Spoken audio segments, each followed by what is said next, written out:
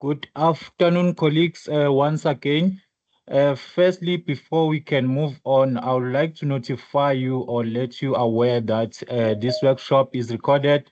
This is for the purpose of keeping the recording of this workshop, as well as for all the participants to have a recording of this workshop at a later stage. So those who didn't make it to join us today, they will have to access the recording later, or you colleagues who attended today, you can access the recording after 3 days.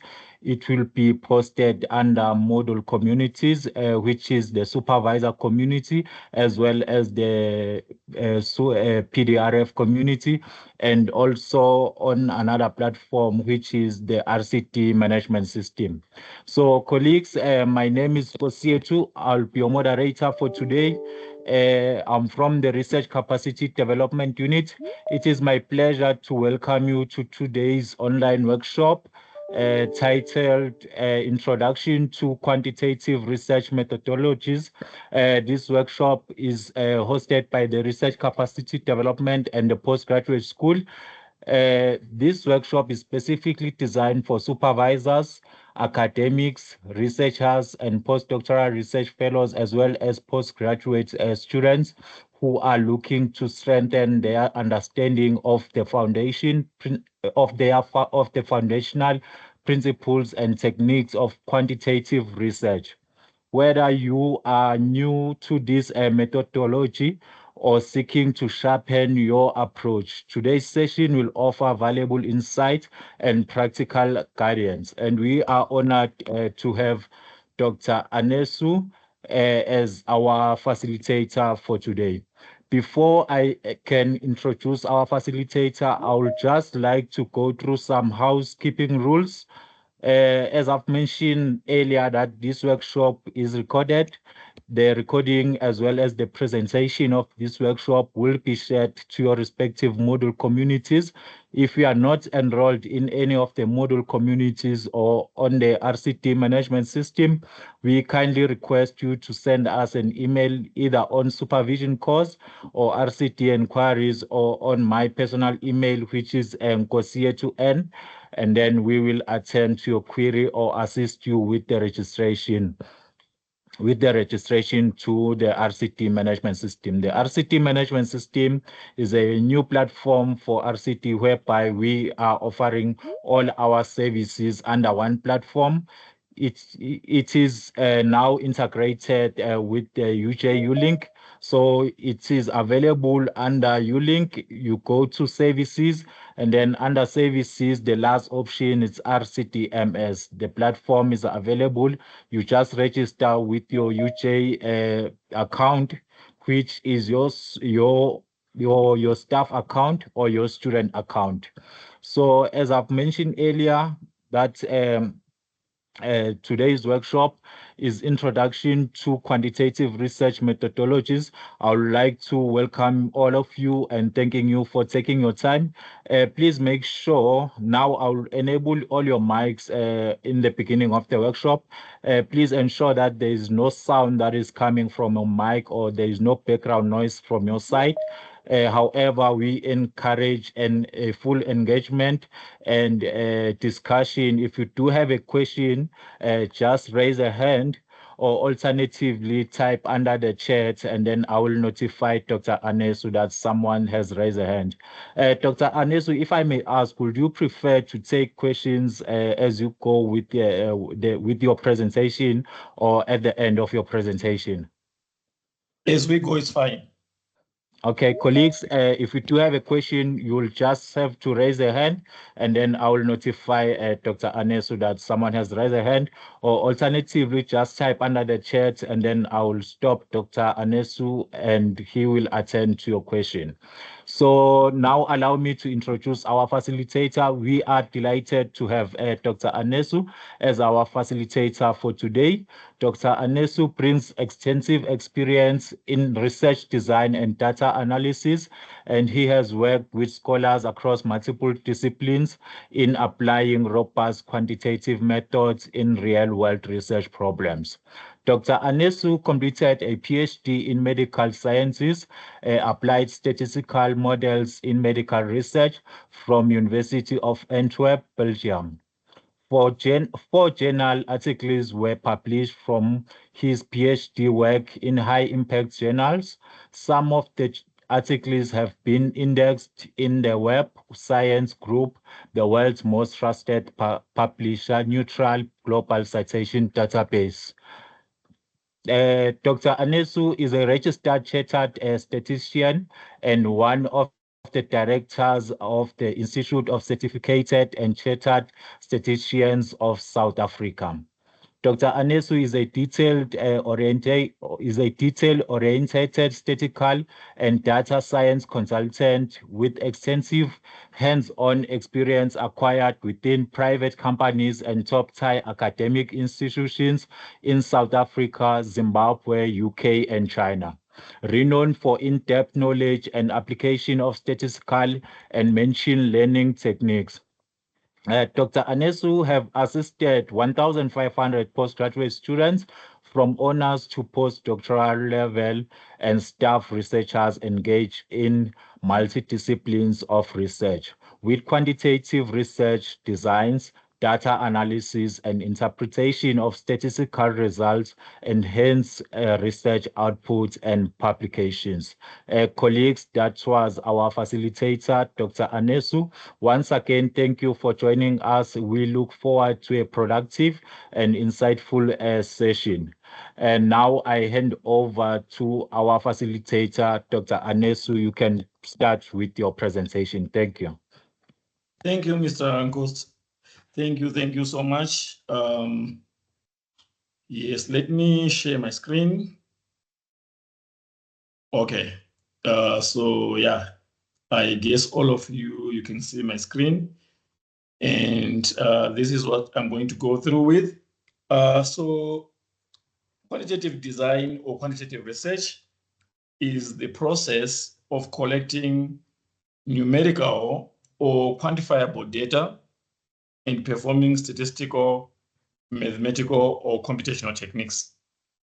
Quantitative research is the opposite of qualitative research, which involves collecting and analyzing non-numerical data, such as text, video, audio, etc. In quantitative research, gathers data from questionnaires or surveys, manipulating pre-existing statistical data, databases, observation, experiments, by etc. So whilst we are discussing about the issue of quantitative research, maybe I should have introduced myself to say I'm based at StatCon, which is the Statistical Consultation Services of University of Johannesburg. That's where I'm based. So you then find that in our day-to-day work, assisting postgraduate and staff researchers, they come with their research proposals, they come with their data, all that. I have experienced a situation whereby a student or a staff researcher brings a very competent proposal. We look at it, we go through the necessary stages, and you then find that later down the process, the student or the staff researcher is now struggling to get data or to obtain quantifiable data. Because for us to do quantitative research, we must get quantifiable data, and the data, if it's a survey, we expect many respondents to respond to the survey. So you then find that most people or most researchers, they struggle down the line of their research with getting data. So since this workshop is being attended by supervisors as well, I normally then advise to say, when a student is bringing the proposal or even the topic, because some of you start by agreeing on the topic, please check or please consider to say, okay, using this topic or having this topic, is it possible that down the line we may obtain the necessary data, or the environment where the student is going to collect data is conducive enough to obtain the data? Because that's where some students or some researchers find it difficult to collect data. Then you come back to me and say, but Anesu, I only got 20 respondents. And you then see that for us to do meaningful inferential statistics, it won't be possible, because some statistical methods with 20 respondents, it won't be enough, especially, for example, factor analysis. So it's very, very important that we look into the possibility of obtaining data. Some, they would plan to obtain data from certain databases, right? So whilst we are at that point, let's try to check whether those databases still exist in the world, and what processes can be taken to obtain data from those databases. What kind of permission or what kind of requirements do they ask for us to obtain the data? So it's very, very important. Otherwise, 1-2 years someone is in the system and you're at a stage of collecting data, then you can't find. Then at another point in time, I've been involved helping another department with their honor students. Sometimes you then find that if there are honors projects, normally honors projects are 1 year long. And you then find that within that 1 year, a student is having a project, sometimes which involves collecting data from, let's say, from companies. And some companies, they are not easy to part away with their data. So you then see that instead of that student completing the honors in 1 year, sometimes it ends up being difficult. So that's the reason why I'm emphasizing the issue of data at the beginning of this stage of the workshop. Okay, then by including or by using quantitative methods, it does have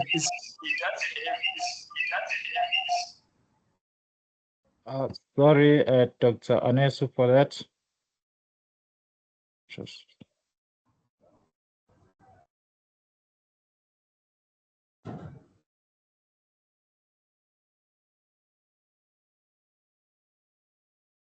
Dr. Anesu, can you hear me?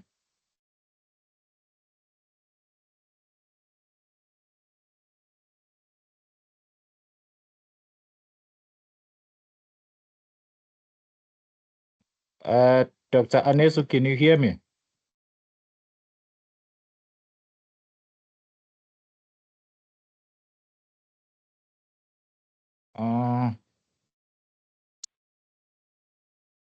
Hello, Dr. Ntuli. Anesu, can you hear me? Hello, Ntuli. Yes, Doc, I can hear you. Can you hear me? Yes.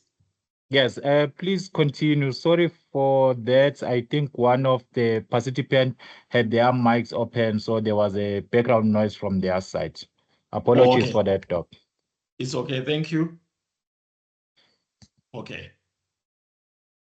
Okay, so I was explaining to them, say, by using quantitative methods, it also has its strength and it also has its limitations. So among the strengths, we do have an issue of replication or repeating the study is very possible because of applying well-established standards, questionnaires, and techniques. So there are some questionnaires which are pre-existing in different fields, different disciplines, which can be used, especially when you are using quantitative techniques. For example, fields like psychology, they do have some standard questionnaires. For example, when measuring service quality, there is a standard questionnaire which is called SAFE or 2. Many researchers have used that kind of questionnaire to gather some data. So let's say a student is performing or is doing honors or masters. It's very easy to gather such questionnaires. Then you can work with them. Yeah. Then using quantitative methods, you can directly do some comparisons of results. For example, certain studies can be reproduced in other settings, times, or with different groups of participants, and the results can be compared statistically. You find that in this regard, many researchers, they do some collaborations, someone in UK or in Europe and someone in Africa, and they are using similar questionnaires. Then later on, they'll compare their results and so on. It's very possible because of quantitative techniques. Then reduction of personal bias can be avoided by keeping a distance from participating subjects and using acceptable statistical or mathematical and computational techniques. So definitely, let's say you are rejecting or you are failing to reject your null hypothesis using the p-values given. You have to use those statistical rules, right, to reject or fail to reject. There are no two ways about it. Unlike with qualitative, you are going to say, okay, the person suggested this, so it may imply A, B, C, D, of which those results or those implications may be facilitated by some personal bias in the subject, of which if in statistical analysis, if the result is significant or insignificant, there are no two ways about it. That's what the data will be saying. So there's reduction of personal bias. Then that will also lead us into what we call greater objectivity and accuracy of results by using quantitative techniques. There are certain techniques that are meant to accomplish different study objectives and ensure validity and reliability. Yeah, for example, you then see that in terms of validity, we do have such kind of validities like construct validity, discriminant validity, convergent validity, all those kind of validity techniques, they are statistical in nature. So they bring some objectivity in your study. Then in terms of reliability, there is the use of Cronbach's alpha coefficient, composite reliability, and so on. And those techniques, you can't thumbsuck them. They do have their rules and regulations which you need to follow such that your results will be objective and accurate. So that's the nice part of using quantitative techniques. Also, when you are using quantitative techniques, you'll be able to reach a big sample size. Quantitative research requires a big sample such that greater credibility of the outcome can be achieved.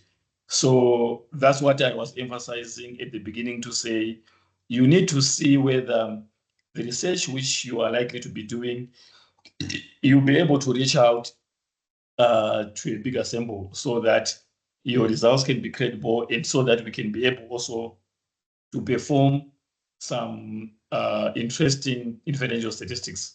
Otherwise, if you do not be able to obtain larger samples, it's very important from the beginning that you may resort to qualitative research in that manner. Because with qualitative research, by nature of interviewing 10 people, it's a lot because you may need to transcribe all that information from 10 people, depending on the number of questions which you're going to be asking them. Then it's a lot of data which you're likely to get from there. But with quantitative research, 10 participants, or 10 respondents is kind of nothing. So you must be able to see whether you'll be able to reach a bigger sample. That's the reason why you see that even nationwide, when the government is conducting surveys, for example, a census, they are able to do it using a structured questionnaire or quantitative research-based surveys, so that they can reach most of the people in a country, other than trying to interview each and every person in the country. So that's the nice part about quantitative research. It can be able to reach out to many people. Then also, quantitative research is anonymous. The anonymous nature of quantitative research makes it useful for data collection, because people are more likely to share an honest perspective when they are guaranteed that their feedback won't come back to haunt them. So, for example, if you're gonna convert your questionnaire into online through Google Forms, Qualtrics, SurveyMonkey, and so on, then send the link across your participants, you'll be able to reach lots of people, and anonymously as well, because people are going to answer. Then the response is going to be recorded automatically in an Excel format or SPSS format. So in that regard, you don't need to know personally who are participating in your survey.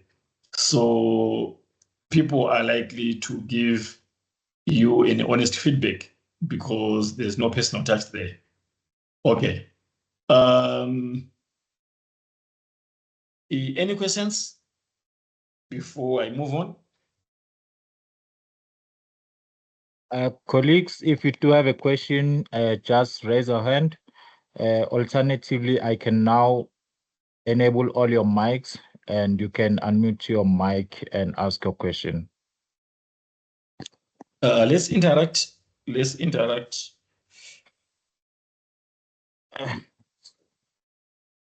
Doug, if I may ask, you said there is a big sample size and small sample size. Like if you're saying big, probably of how much is big? Okay, normally when it comes to sample size, when you come with your proposal for design, we do assist calculating the necessary sample size for that particular study. So we can calculate for you. But whilst we are on that question, let's say, for example, if the study involves or may involve using what we call exploratory factor analysis, or using confirmatory factor analysis, and maybe you've got some constructs which are included in the questionnaire. So normally in that regard, the rule of thumb is one item to 5 respondents. Okay, maybe I may need to explain better. Going down this handout, I'm here. So let me do this. So this is the construct. Service quality here is a construct, and these are 4 items measuring the construct of service quality. So the rule of thumb is we require 5 participants per each statement or per each item, right? Which means if you only have this construct, we need 20 people to participate.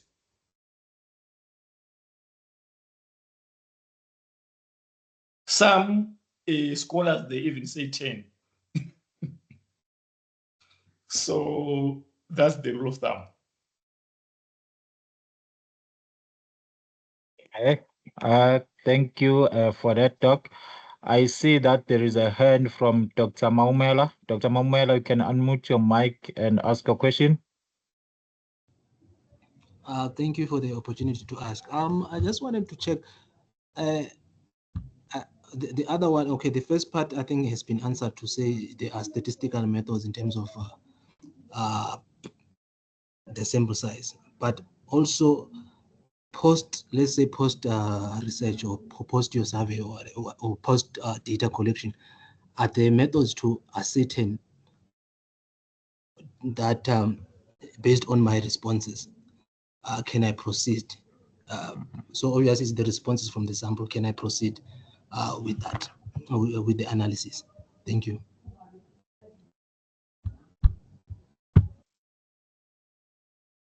Hello, if you may rephrase your question, I didn't understand it. So let's say I've collected my data, right? Yes. And then I think one of the things that you do, there's those, it's not qualitative, but your descriptive stats to check your normality and all those things. I think in that process, at some point in time, you tend to dump or to sort of reject certain responses or responses from certain people, right?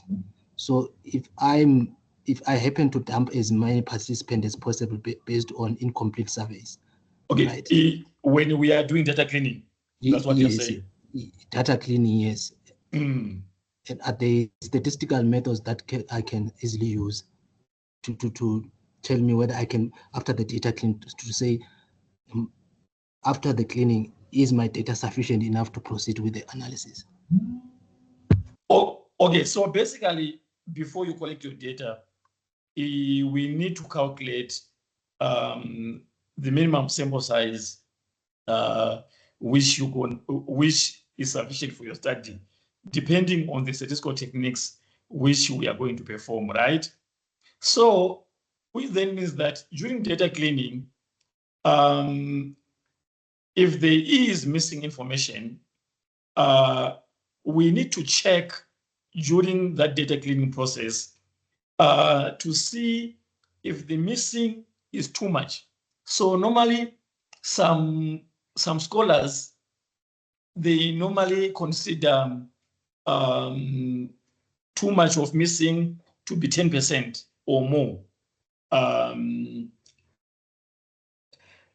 Then, if the missing is too much like that, we then delete those particular cases or responses, right?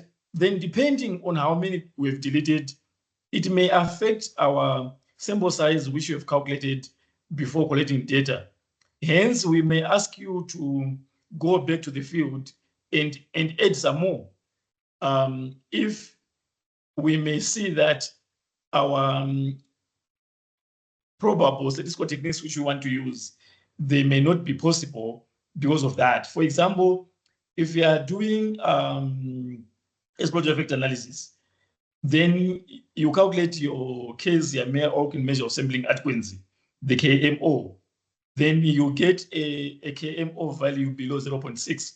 Definitely, it reflects that your sample size is not sufficient for the study. Hence, you need to go and collect more data.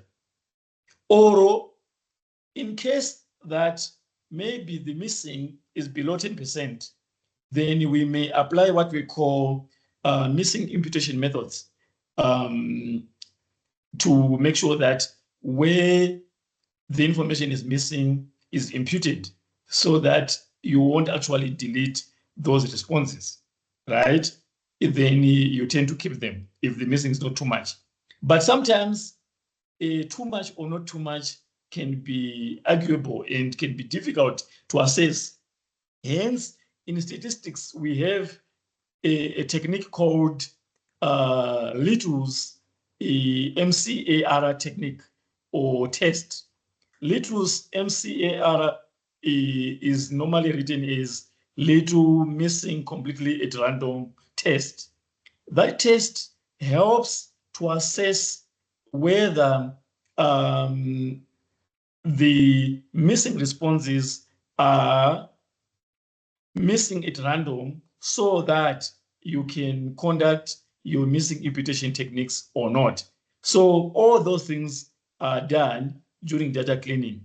But if the worst comes to the worst and see that we have to take out or delete some responses, and we can't work with the current responses to conduct techniques like, for example, spectral effect analysis or some other inferential statistics, surely we will recommend to gather more data.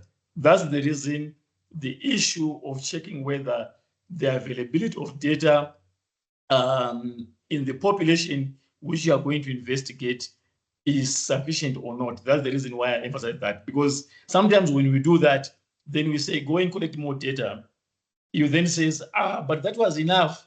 I can't get more data because where I was investigating maybe the participants, I've already exhausted them. Then you find that, yeah, you're going to be caught in a difficult place. I'm not sure if I've managed to answer your question sufficiently. Okay, I see a thumbs up. Thank you for that talk. Dr. Colt, you can go ahead and ask your question. Good afternoon. Yes, how are you? Okay, I'm fine. Thank you for your lecture. Please, I have a question regarding the sample size. For the little knowledge I know, which I'm more familiar with, is most times if we want to determine sample size, we usually use this Krejci and Morgan, 1970, that has a table for sample size determination. Yes. Is it okay? Because I'm more familiar with secondary data, not so good with primary data. So what I'm asking is, if I want, can I also apply that with primary data instead of, okay, using the one you just mentioned now, that, okay, looking at the number of respondents and just the Likert scale we'll be having and the construct, number of questions we have under the construct. Is that the same way, or is it the same thing, or are they actually different? Yeah, so there are different methods of calculating sample size. Yes, I'm familiar with the Morgan and Krejci 1970 recommendation of calculating sample size. Also, there's this one which we use when you are bound to do EFA or CFA. So depending on what you want to achieve, then we recommend using a proper sample size, which enable, for example, if you want to do EFA, then you use the Morgan and Krejci, but you then find that the sample size will remain insufficient for EFA, then it won't be good enough. Okay, if that's the case, so in a situation, if the sample size will not be good enough for exploratory factor analysis, what would have been the alternative we can use? So that's the reason why I say we normally use the one whereby also according to let me quickly check, Jan Wild and Colin Diggins, they do have an alternative sample size calculation to use when you're likely to use EFA or CFA, whereby they recommend that the number of the number of your Likert size scale. For example, if I go down here, let me go down here.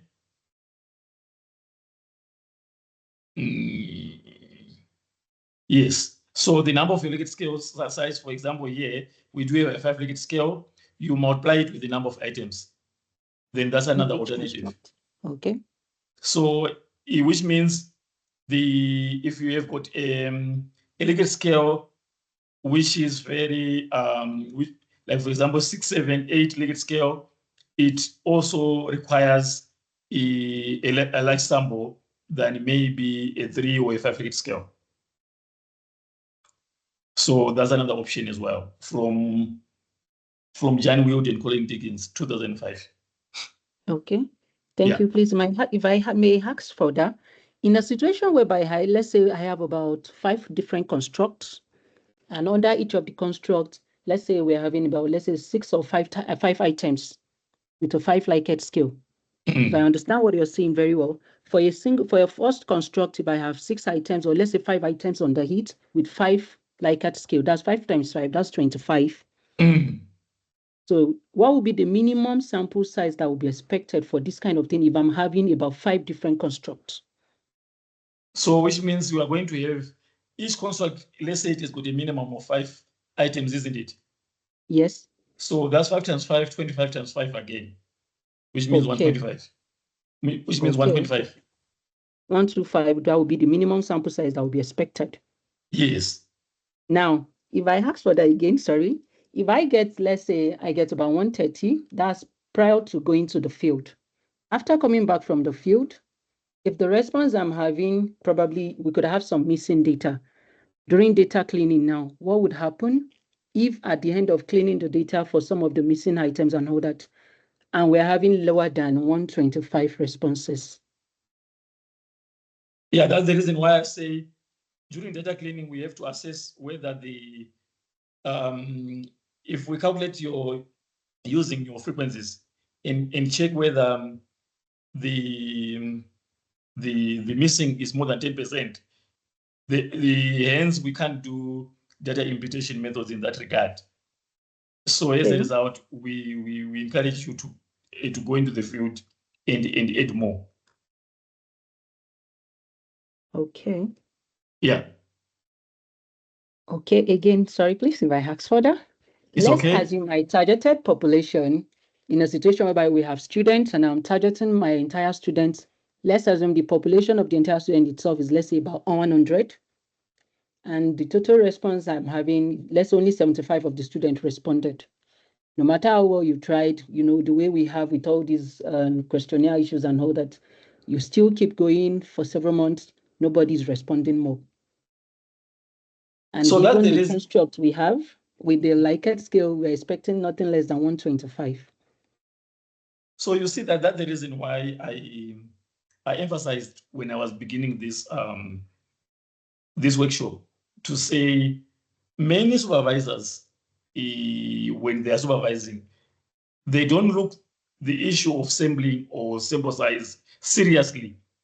They tend to wake up or to look into it when a student claims that he or she can't get the data. So that's the reason why I say when someone is bringing a topic, from there, the supervisor and the student, you need to look into where are you going to get the data, whether it's primary data or secondary data, and whether the modalities or the requirements of getting the data are simple enough. Because exactly what you are telling me is exactly what we face almost weekly here at StatCon, whereby someone will then say, okay, I'm stuck. I can't get the necessary data as per the sample size calculation. Hence, as I was saying, we then end up doing only descriptive statistics in a West scenario. We then end up doing descriptive statistics because we can't necessarily do necessary inferential statistics, especially when you're using a questionnaire. Because when you're using a questionnaire, most instances, you need to validate the questionnaire using construct validity, especially when you're using some constructs. Hence, validating a questionnaire may involve using either CFA or EFA. And those methods, they require huge sample sizes. Hence, we can't do it because of this, that you have obtained only 75 instead of 125.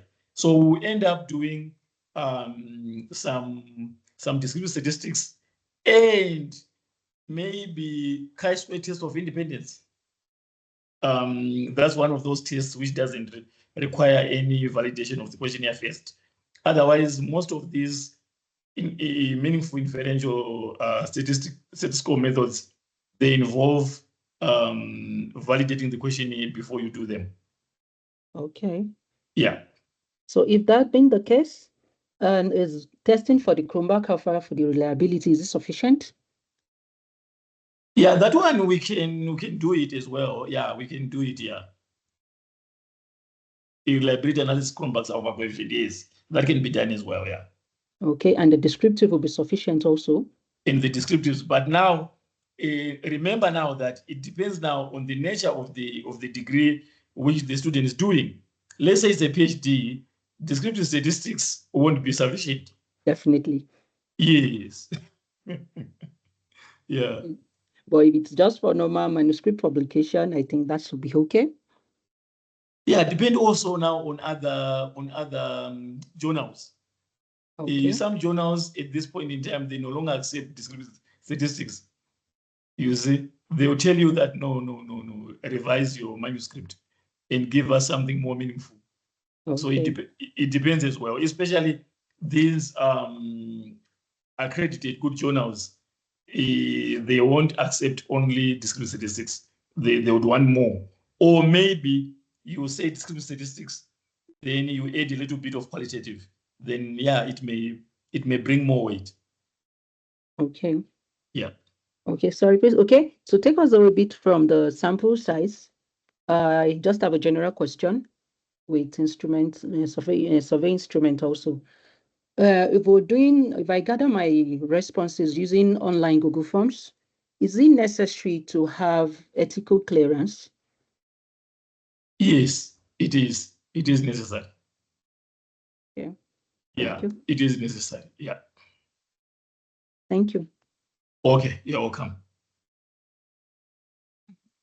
Thank you, Doc, for that. There is a question under Q&A from Dr. Matthew. Please, what is the difference between attrition rate and return rate? And what is the standard rate for both? Apparently, I'm not sure of that. I need to be maybe someone under the question is under Q&A, Doc. If you can check under Q&A. Oh, under Q&A, yeah. Yes.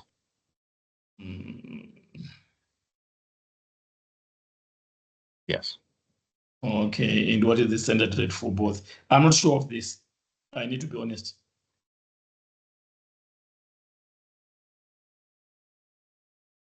Ms. Antuli? Yes, Doc, I can hear you. Yeah, I'm not sure of this. Okay, no problem. Dr. Matthew, sorry for that. And to colleagues, if you are familiar with what Dr. Matthew is asking, you can make your contributions by just unmuting your mic or raising a hand, and then please assist each other.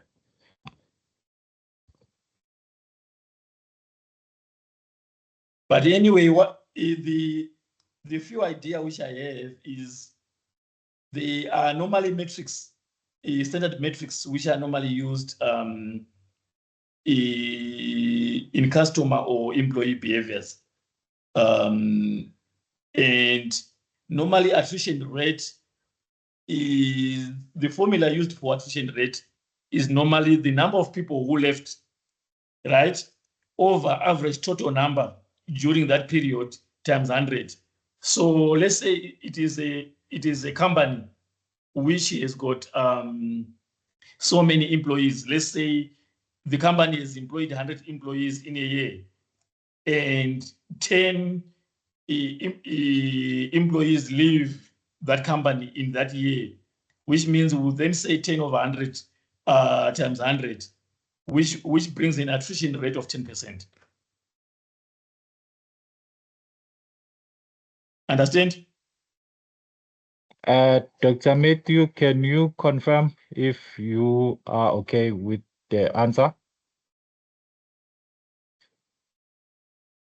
Then when it comes to the return rate, is normally used in a business kind of whereby we are calculating the issue of customers. For example, we are saying number of return users or customers divided by the total number of initial customers, which means maybe if 1,000 people bought something in the beginning, then maybe say it's a special. Then out of 1,000 people, 250, they come back to buy for the second time, we then say the retained rate will be 250 over 1,000 times 100. Then it will give us 25% retained rate.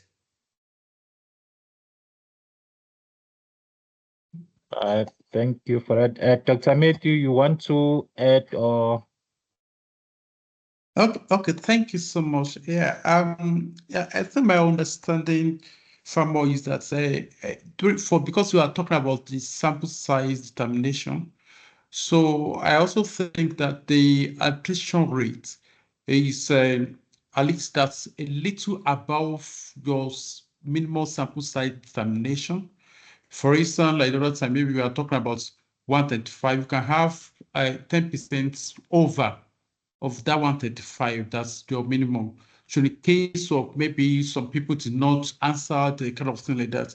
So the return rates, is about after because you've done more than the minimum, and the return rates about after the data cleaning. Of course, I think that what I've heard is that about you have about 80% of that questionnaire or survey already administered that should be eligible for your analysis. So that was my understanding concerning that. So I don't want to know, maybe is that any form of a particular acceptable, or maybe the general acceptable rates for the sample size determination using attrition and return rates. Thank you. Okay, so you are kind of allowing allowance of missing information. Hello, Dr. Matthew? Hello. I'm saying you are kind of allowing for missing data. Yes. That's for Okay. the attrition rates. Yeah. Okay, I hear you. Okay, thank you for that contribution. Thank you. Sure.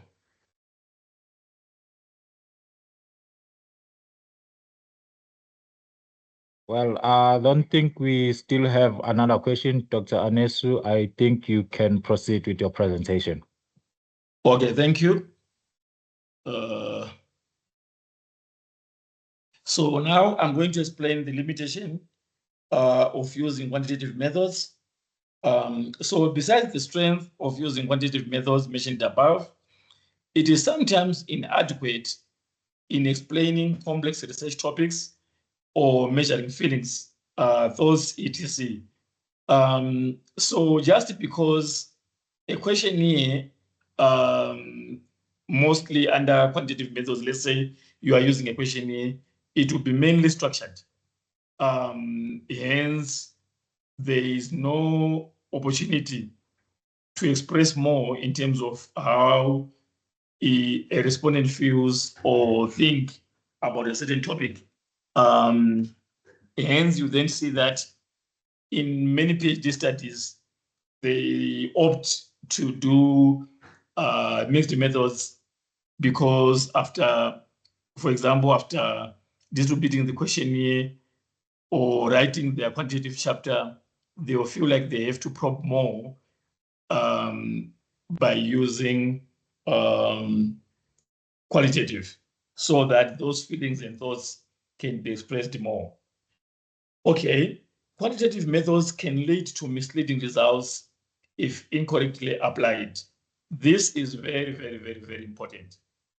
Very, very, very important. If that's the reason why University of Johannesburg came up with StatCon and hire some professional statisticians so that they can assist in performing these quantitative methods so that postgraduates, academics, and other students can be advised in terms of calculating proper results.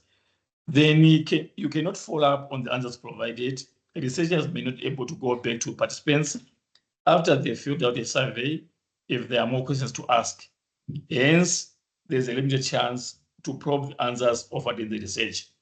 Yes, that's one of the disadvantages of quantitative methods. Then it requires a certain skill to handle the project design, calculation of sample size, conduct pilot study or main study, data analysis, and interpretation. And this is also collaborated by the last point here, where it's written difficulty in data analysis. A quantitative study requires extensive statistical analysis, which can be difficult to perform for researchers who do not have strong statistical backgrounds. So yeah, that is challenging if you do not have the right skills to apply when you are doing quantitative methods. It's a challenge. Then going further, I'm going to talk about briefly about how a questionnaire or a competent questionnaire can be designed, because currently questionnaire has become one of the most popular methods of collecting data in academic research. And unfortunately, if you are not very good in designing a questionnaire, you may not be able to analyze and obtain meaningful inferential statistics. So we are saying a questionnaire is a tool which is used to direct collect information from individuals or organizations. Information collected will take into account individuals or organizations' level of knowledge, perceptions, attitudes, personalities, beliefs, or preferences. Appropriate questionnaire design is essential to ensure that valid responses to questions asked are obtained.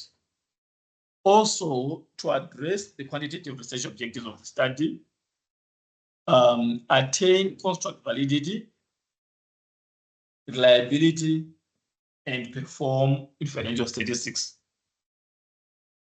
So, if a questionnaire only consists of single response questions, then you can't perform construct validity.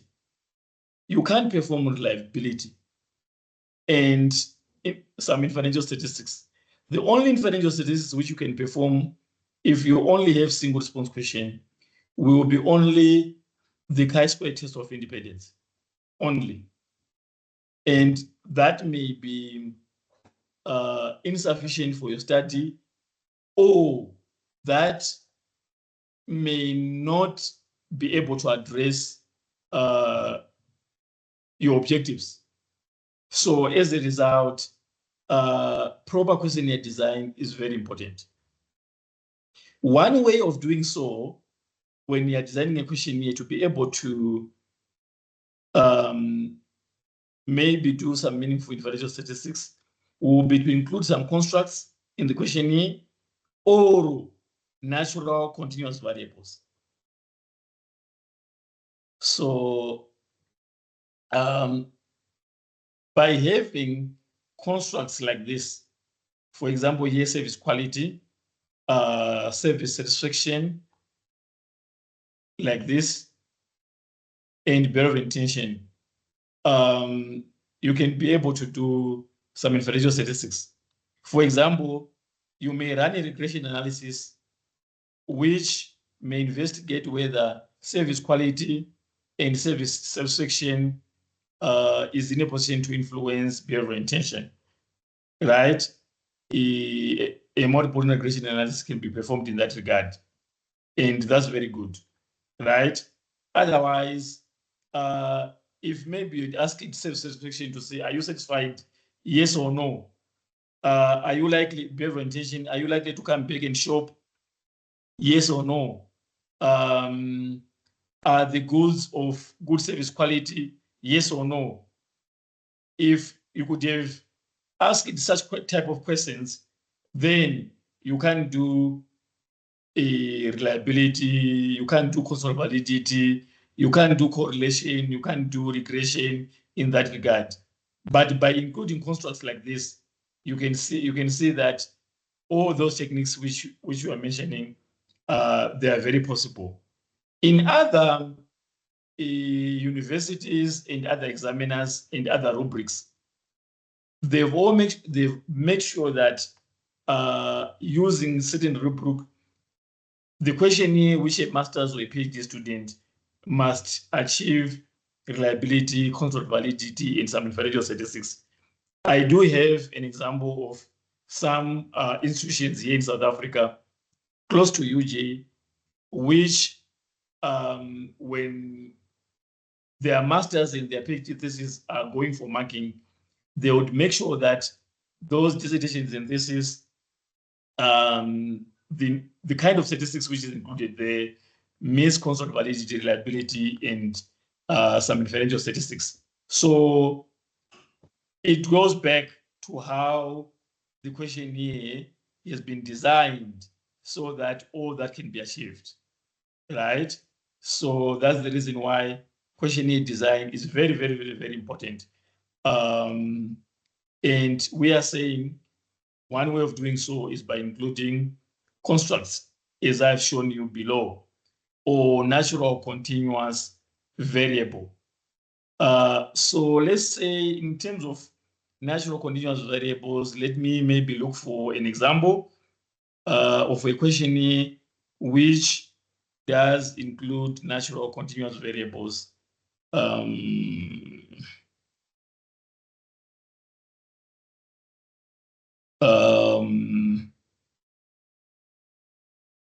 Yeah, for example, question 7 to 11, they are natural continuous variables. You can see what is your age, what is your height, what is your weight, what is your systolic blood pressure, what is your diastolic blood pressure. All these variables, they are naturally continuous.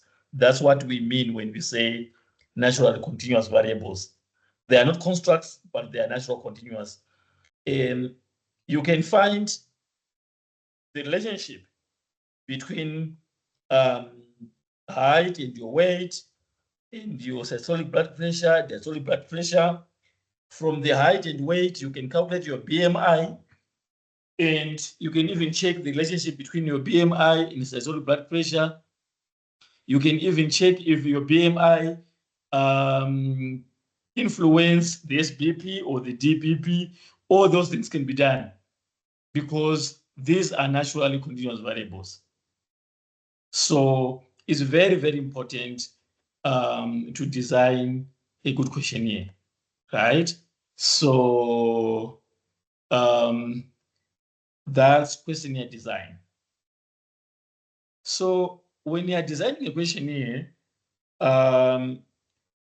you do have some objectives, right?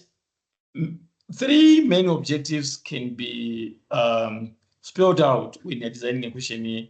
For example, you need to make sure that you collect accurate, unbiased, and relevant information. Your questionnaire should be designed also to make sure that you maximize the response rate, right? This can be achieved by deciding on how to administer the questionnaire, either online or hard copies. So you see that before COVID, a hard copy, this repeating questionnaires, hard copy was very popular before COVID. But with COVID coming and post-COVID, you see that online distribution of questionnaire is now popular. However, in terms of response rate, you then see that obtaining a higher response rate online versus hard copy, you see that hard copy is still better off bringing a higher response rate than online.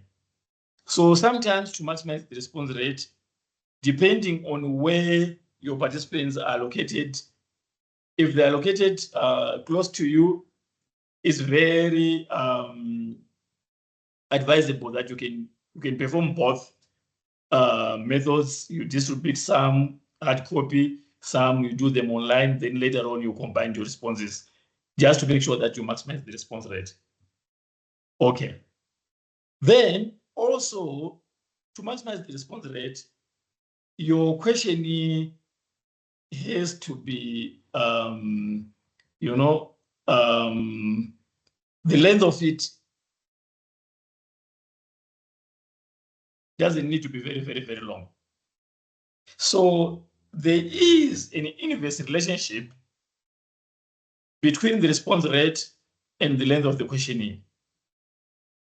The longer the questionnaire, the lower response rate you get, and the shorter the questionnaire, the higher response rate you get. So you need to balance up your questionnaire when you're designing it. You see, those are some of the things which we check when you come to us at StartCon for research design consultants. And sometimes we even ask the researcher to say, let's say you are the one who is answering this questionnaire. Are you going to be likely, are you going to like to answer this questionnaire or not yourself? And you hear the actual researcher says, I can't answer this questionnaire, but he or she is the one who is formulated this questionnaire. But it's very, very long. So if yourself, you can't answer the questionnaire, who else do you expect to answer such a very long questionnaire? So researchers have to be able to balance,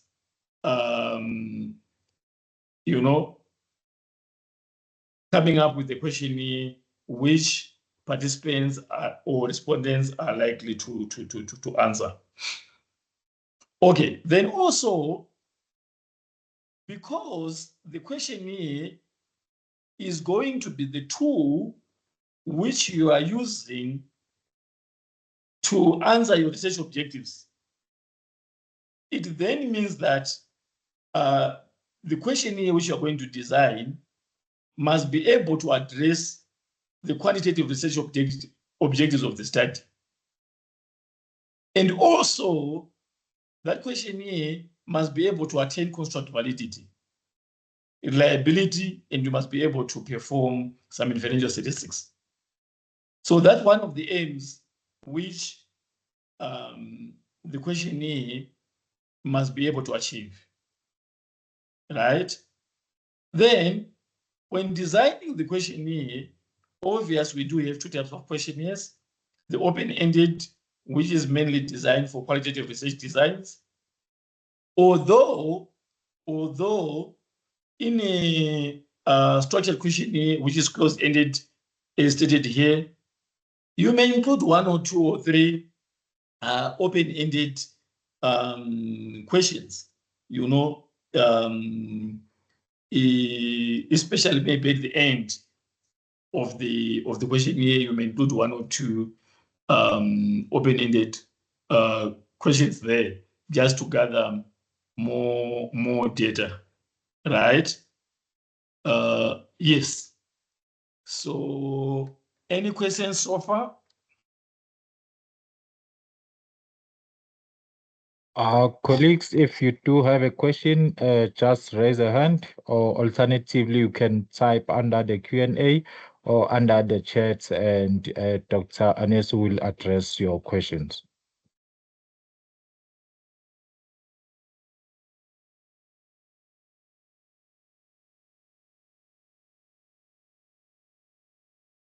Well, it seems like we don't have any questions for now. Okay, I see a hand by Dr. Salam. Dr. Salam, you can go ahead. Thank you very much. Permit me to greet everyone in the house. Good evening, colleagues. Good evening, the presenter. Thank you for that brilliant and impactful presentation. I have two questions. The first one, I have the first one to the organizer of the program to ask about the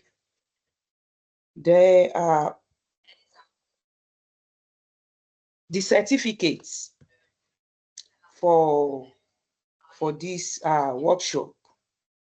There is a link that you usually send to us to fill, and we do fill it. At the end of the day, we don't usually receive any response from your quarter. Then the second question goes to the presenter. The question is, what distinguishes quantitative research from qualitative and mixed methods approaches? Thank you. Well, thank you for that, Dr. Salam. Just to answer the first question, this week we are sending out a certificate. Remember now, going forward, you will download your own certificates under the RCT management system. For all the April workshops that you have been joining, your certificate is available under RCT management system. So that is why you have to register for that. And then that is where after the workshop, you can download the certificate. However, for those that have been attending from Feb and March, we will be sending out certificate this week via email. Thank you. I think I've answered you, Dr. Salam, with that. Dr. Anesu, you can take the next question. Okay, thank you. So to distinguish between the quantitative methods, qualitative, mixed methods, okay. So when you are performing a quantitative research design, what I know very well is you need to formulate objectives which are quantitative in nature, or I can say which are measurable. So the moment when I read your objective, we must have a statistical technique which is meant to address such an objective. If you are going to claim that you do have an objective which is measuring, which we can't come up with a statistical technique, it then means that that objective is not good enough to be under quantitative research. Then, for qualitative research, yes, your objective may not need to be measurable statistically. Then, if you are having a mixed methods, it means you are going to have objectives which are meant to be measured statistically and some which are not meant to be measured statistically. That's your mixed methods. Yeah. Thank you for that, Dr. Anesu. Dr. Clarice, you can go ahead and ask a question. Okay, thank you so much. I'm not asking a question as such, but I just want to add on to what Dr. Anesu has said. I think the confusion that comes between quali and quanti is that when we talk about quantitative analysis, most people think of numbers only, but it's important to understand that when we are talking about quantitative analysis, we are talking about data which may be completely numerical or quantitative or measurable, like what Doc has said, or you can have data which is qualitative but can be coded quantitatively. So you're going to see that because they've got data which you can code and it can be coded 1, 2, 3, 0, 1, whichever way you can code it. Then you can also capture it in SPSS, you can capture it in Stata, you can capture it in ARA, you can capture it in any statistical software, and you can analyze that data quantitatively. And then now, like what Doc has said, you'll be applying the different statistical techniques. When we are talking about qualitative data, we are talking about data which is text in form, and the analysis you can do there is content analysis. So you need to read the information that you have, understand, and be able to categorize your data into themes or sub-themes or major themes, depending with the structure of the data that you have. And in such a way, you say, okay, fine, when I look at this data, I cannot analyze it quantitatively, but I can analyze it by just looking at the information that is available and just to see how best you can bunch around that information so that you come up with informed decisions and proper conclusions. So when we now come to the issue of mixed methods, what we are saying is that you are having data which you can code numerically or which is already numerical, or you have data which is qualitative, you've got text data which you cannot code otherwise, but you just have to analyze it in content form like that, in text form like that, and then at the end of the day, you triangulate your data and then you can come up with informed decisions. In brief, for now, I think that to complement what Doc has said. Thank you. Thank you, Dr. Gladys, for adding on to that.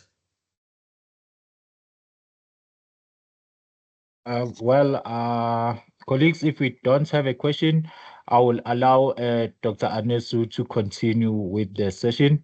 We'll continue taking questions along the way. Remember, if you do have a question, just raise your hand or alternatively type under the chat, and then I will notify Dr. Anesu that there is a question. Thank you, Dr. Anesu. You can continue in the meantime. Okay, thank you so much, Julie. Okay, steps to follow when designing a questionnaire for quantitative data analysis. So first and foremost, you may formulate the research question and research objectives. And as I have mentioned just some few minutes ago, to say it's very important for those research objectives to be measurable. So after determining the topic with your field of study, you may need to formulate concise research questions and objectives which are clear and which are not ambiguous.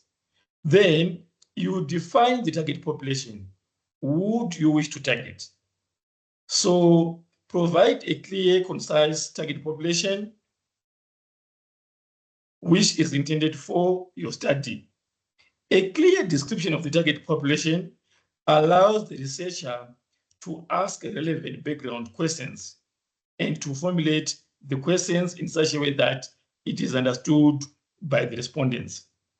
This is very, very important because sometimes you may be targeting participants who may not be well educated, right?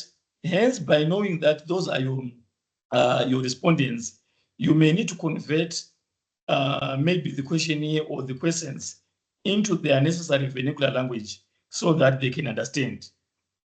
So that is very, very important to understand the target population. And also, in terms of background questions, let's say you are targeting primary school kids, right? Of course, through when you're doing that, obviously you need to get consensus or permission from their guardians or parents anyway. Then it means that you may not need to include background questions like, for example, marital status, because these are primary kids. So it's very important to know the target population so that you may ask relevant questions as well. Then, when formulating the questions, you need to list all the information needed to be able to answer all the research questions, right? Then you determine what studies researchers have already performed and what literature already exists, right? Are you answering new questions or you are replicating a previous research?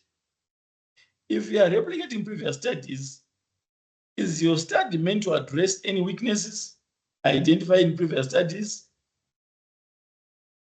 So in that regard, by considering the literature which exists or other new existing questionnaires, you may need to use those and maybe edit here and there, right? Instead of coming up with the new questions altogether, especially for honors and master's projects, right?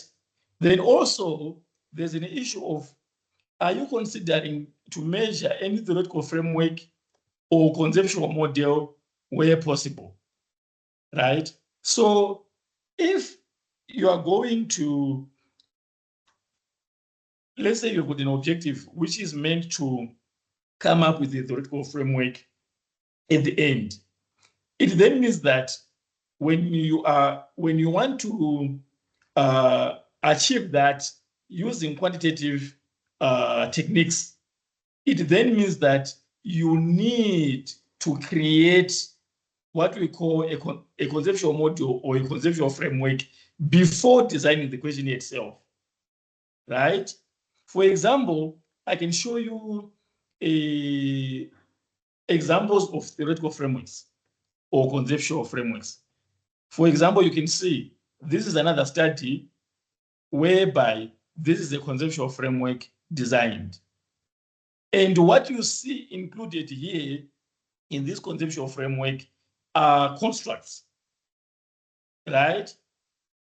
And this is very important to design this before designing the questionnaire, because it then means that after including demographics in your questionnaire, it then means that from demographics, any other information which is going to be included in that questionnaire is meant to measure these constructs.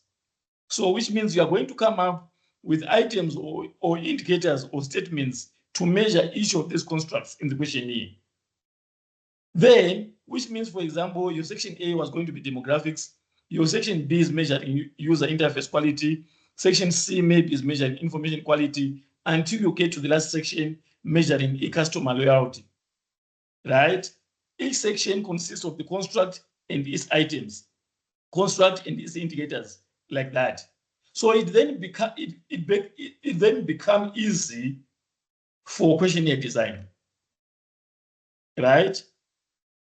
Then remember we were saying before you design your questionnaire, you can check whether some of those constructs or subjects have been measured before. Especially, for example, if you go down this questionnaire, you then see that if you go down it, I will show you where, for example, this page, whereby you can see that each of these constructs is already included in this questionnaire, and the statements measuring these constructs are also already included. For example, these are the scale items included, you see, per each construct. So in this regard, most of the work has been done for you, you see. So you can just take some of these items, include them in your questionnaire, then you're done. Let's say your questionnaire or your subject is including some of the constructs here and some are not included here. Then where you can't find them measured in literature, that's when maybe you can start creating your own. But where they're created for you like this, there's really no need of creating new things. So it's very, very important to do a wide search of literature before formulating a questionnaire. Then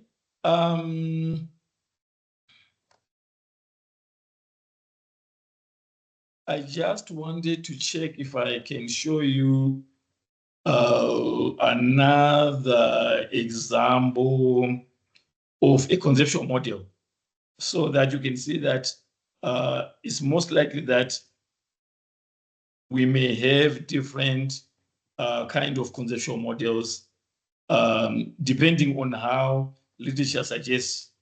You see, yeah, you see this is an example again. This is an example again, you see. So whereby all these are your constructs or your factors, and this is your dependent variable. This is, we can say this is a mediator, these are your independent variables, something like that. You see. So having this before questionnaire design is very, very important, because it will help you design your questionnaire accurately. Okay.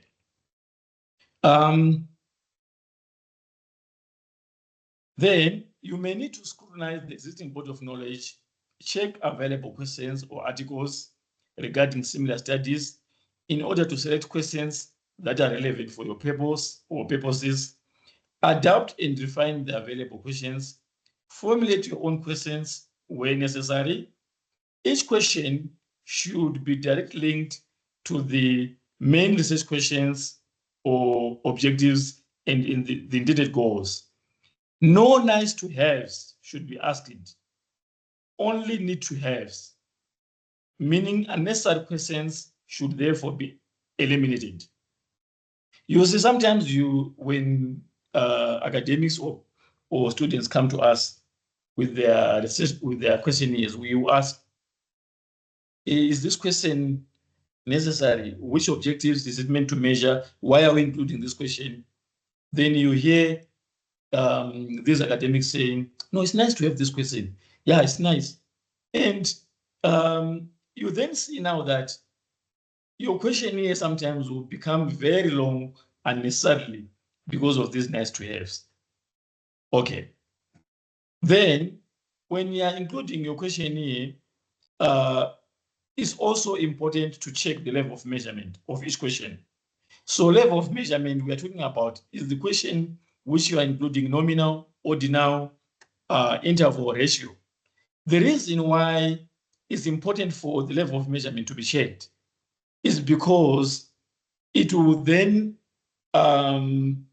determine sometimes the kind of analysis which you aim to do. For example, you'd want to do a binary logistic regression and you don't have a binary nominal variable, then that will be very difficult to then conduct the binary logistic regression at the end of the research. So we check that as well, right? Then when you're organizing the questions, it's very important maybe to start with the background questions or demographics. Then, for example, what I was saying earlier here, to then say where I was showing you the model, to say your section A here can be the demographics, then the section B can then be the one measuring the user interface quality, section C measuring information quality, something like that. It's very important to have order and good organization when you're designing a questionnaire. You see. Then, once the questionnaire has been designed, it is very important to then consult with experts, right? If you're a student, one of the experts which you can consult is your supervisor, right? And it's very important for supervisors who are attending this workshop that it's very important for you to check the questionnaire of your students before sending them to StatCon. But sometimes we then ask them, was this questionnaire reviewed by your supervisor? Then the student will say no, which then means that the expert knowledge which this questionnaire has to benefit from the supervisor is not there, right? Because the questionnaire must be reviewed by an expert, especially a supervisor. If the subject or if the research is being performed by another academic, it's very important to consult another academic who is an expert in the same field or in the same area of interest, so that that expert information can be exchanged before the questionnaire comes to a statistician, right?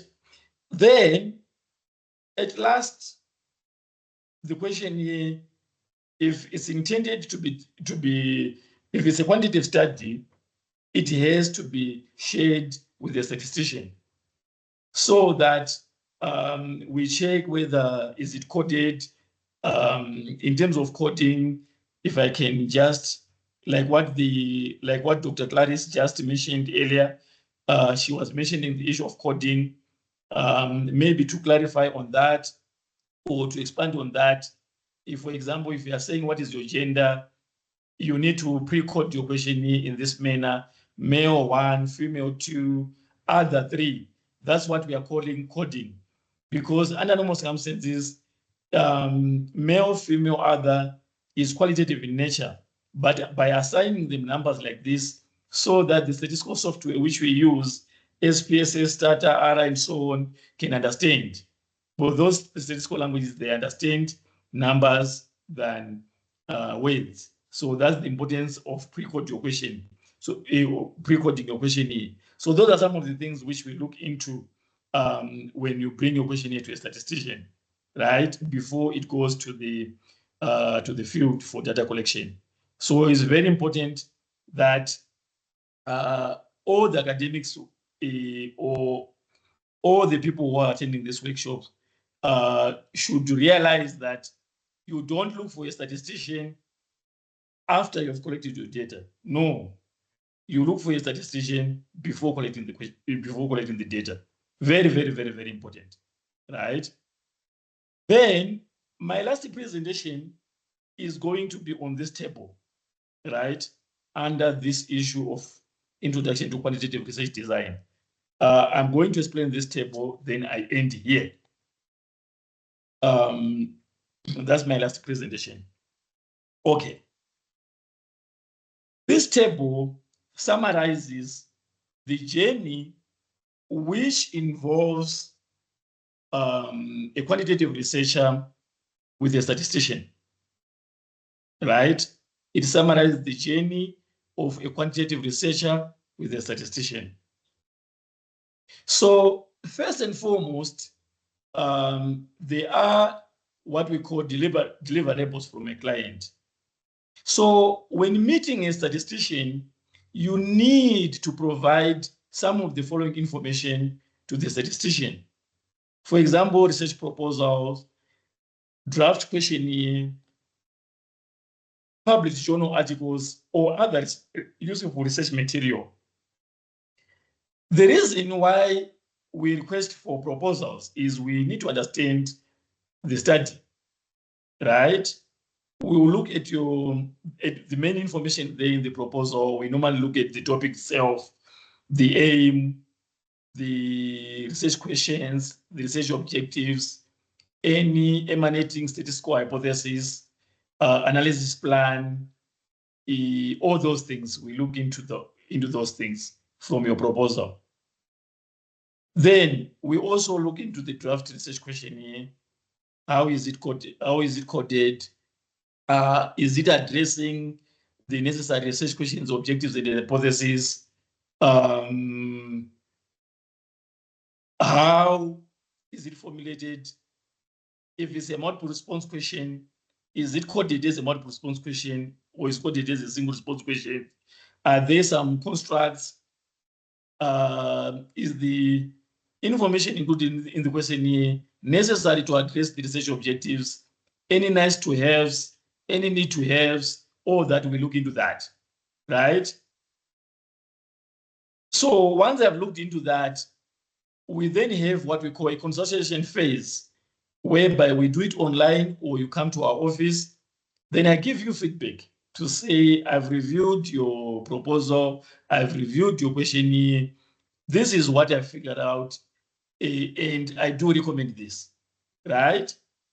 Then once I give you some recommendations and you are happy to review, to work on those recommendations to improve either your proposal or either your questionnaire, we will get into what we call a research design phase, whereby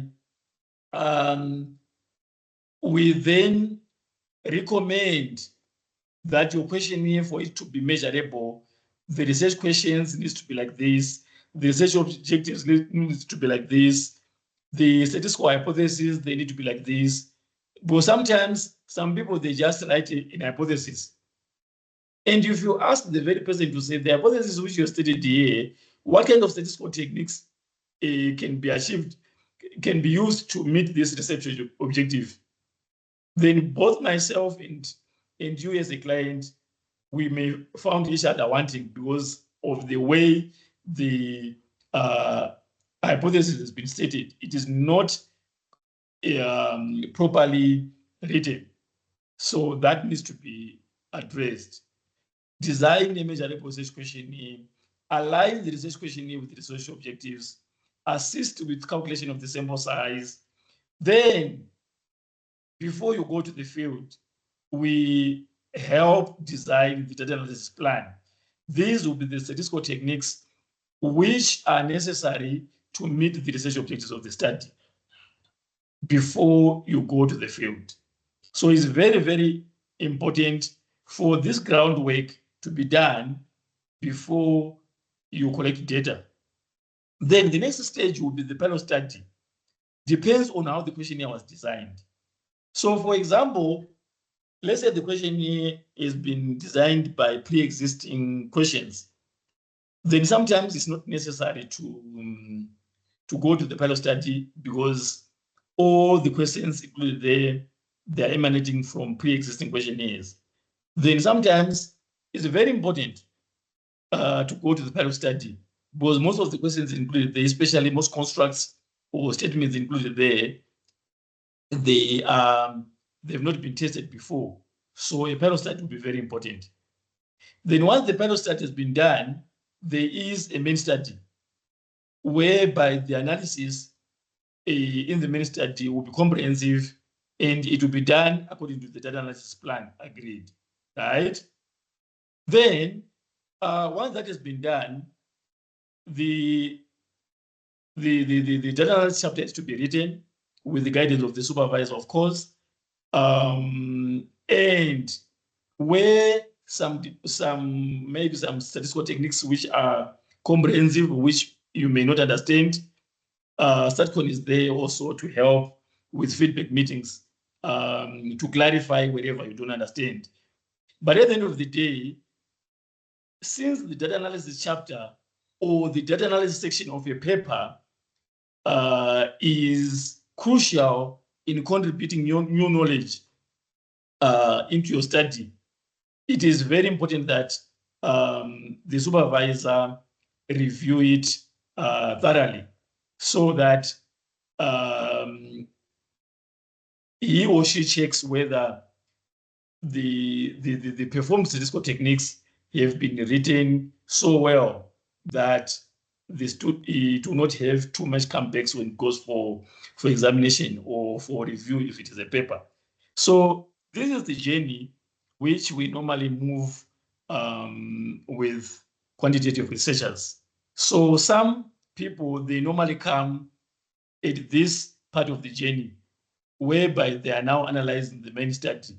That's when many people come to StatCon, of which we encourage you to come to us during the research design phase of the study. So then there's the issue of translation of the questionnaire. I think I mentioned it earlier that some questionnaires, they are necessary to translate depending maybe on the target population. And it's very important that when translation of the questionnaire is done, it is done by professional people so that the data integrity and meaning of the questionnaire won't be distorted. Yes, so as of today, I will end here. Yeah. Thank you so much, Dr. Anesu. That was a very insightful and very informative presentation. I do hope and believe that colleagues who have attended today, they have learned something to share possibly with their students or with other colleagues. So colleagues, it's now we open for the questions. If you do have a question for Dr. Anesu, just unmute your mic or alternatively type under the chat, and then Dr. Anesu will address your questions. Thank you.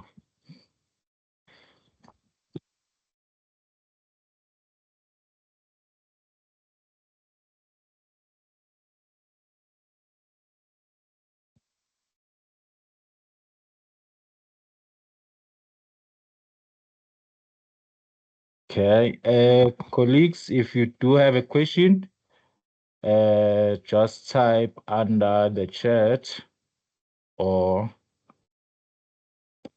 just unmute your mic.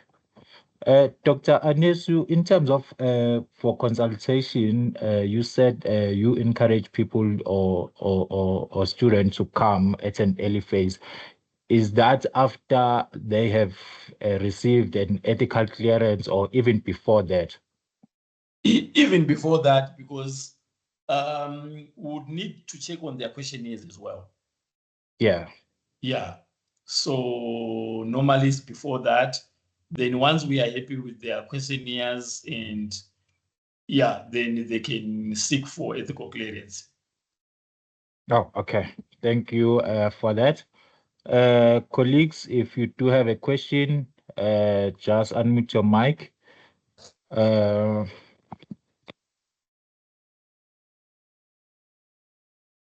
Okay, I see that no one has raised a hand. Colleagues, in the meantime, I have shared once again a feedback evaluation.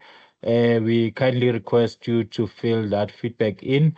It's only about 2 minutes. It helps us in terms of organizing workshops as well as to improve our service delivery and also to give feedback to our facilitators because they are taking their time in their busy schedules and to accommodate us and to offer us with such a presentation. So we have to give them feedback as to how you saw the presentation or how was the presentation helpful to you.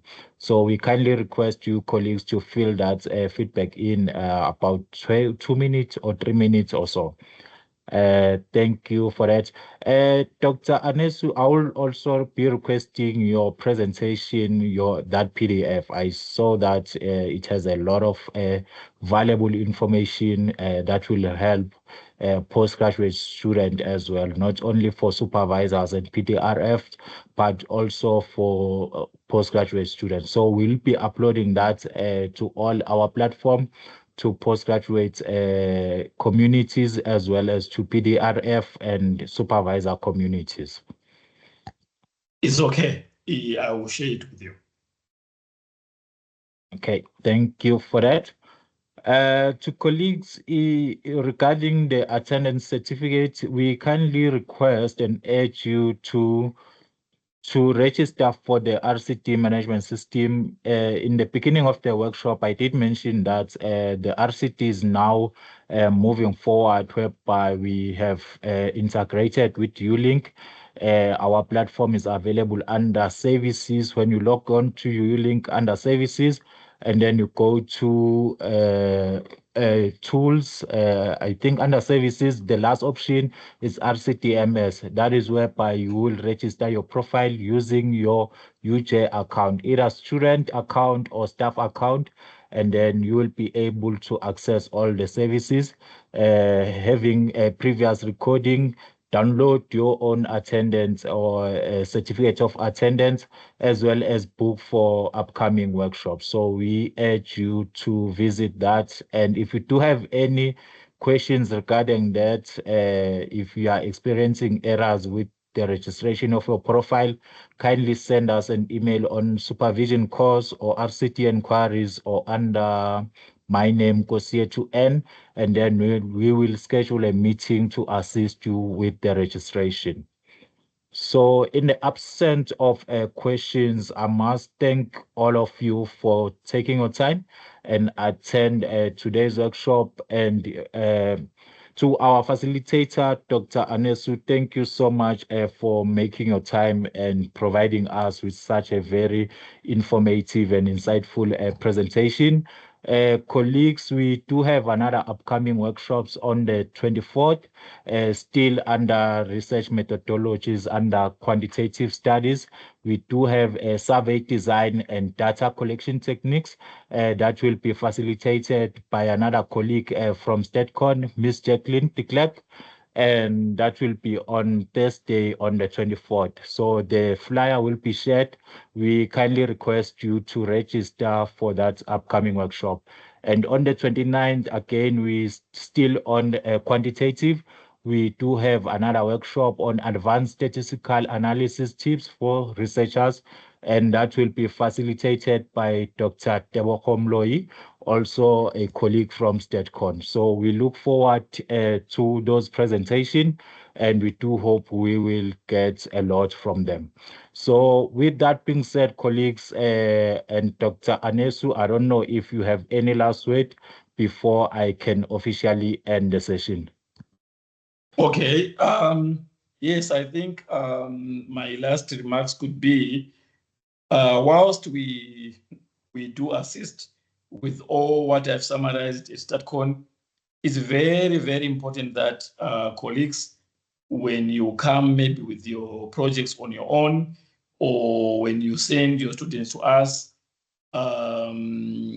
you come whilst there's still time for us to help you, not on tight deadlines, because yeah, we are those people who are very, very, very busy.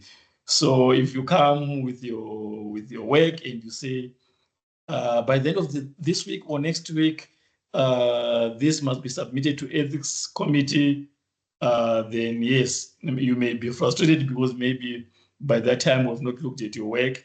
So it's very important to plan your work properly so that you give us ample time to work with you. Thank you. Well, thank you for that, Dr. Anesu. If they do want to book Dr. Anesu, can you just type under the chat your email address or the contact address, email address where they can make a booking to send their applications for consultation? Okay, I'm typing the phone number, if I'm not mistaken. That's our reception. Then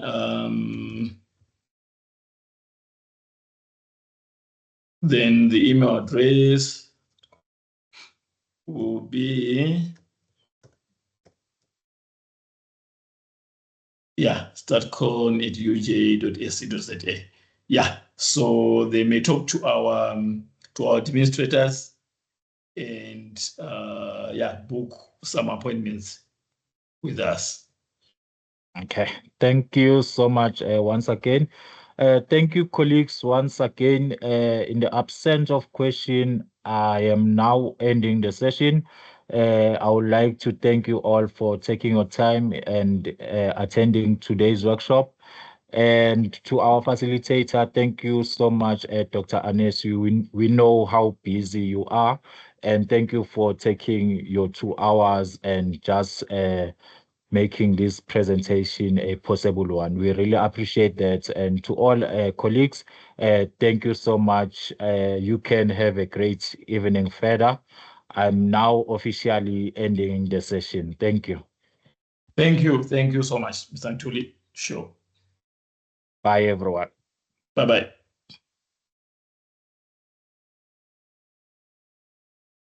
Bye. Bye.